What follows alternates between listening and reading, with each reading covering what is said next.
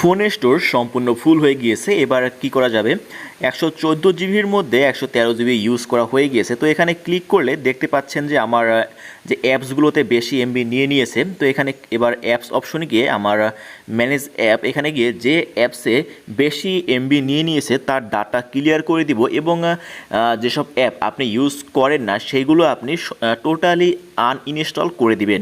তো এখানে ইউটিউবে 1 জিবি নিয়ে নিয়েছে, তো এর ডাটা আমি সম্পূর্ণ ক্লিয়ার করে দিলাম। দেন এখানে ফেসবুক যেহেতু আমরা সবসময় ইউজ করে থাকি, তো এর ম্যানেজ অপশনে গিয়ে এর ডাটাও আমি ক্লিয়ার করে দিব। ক্লিয়ার।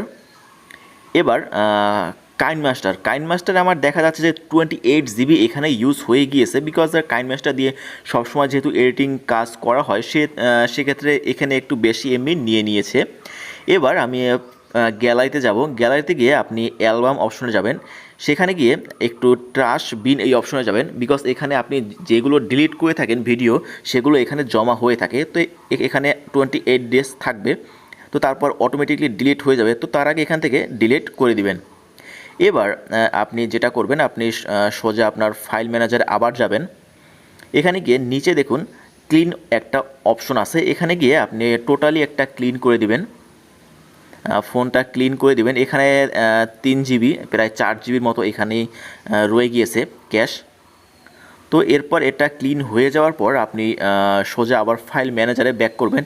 তো এখানে দেখুন 49% ক্লিন আমার হয়ে গিয়েছে।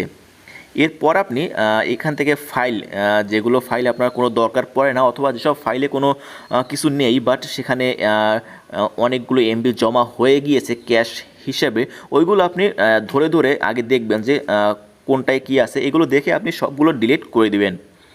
তো এরপর ক্যামেরা অপশনে গিয়ে এখানে স্ক্রিন রেকর্ড, দেন কাইন মাস্টার ক্যাপচার, তারপর এখানে কয়েকটা, এইগুলো আমি এখন ডিলিট করে দিব। তো ডিলিট করার পর আপনি আর শেষের যেটা করবেন, শেষে আপনার ফোনের পাওয়ার বাটনে যাবেন। সো পাওয়ার বাটনে গিয়ে আপনি ফোনটার সম্পূর্ণ রিবুট করে দিবেন। রিবুট করার পর আপনার ফোন সম্পূর্ণ সুপার ফাস্ট হয়ে যাবে।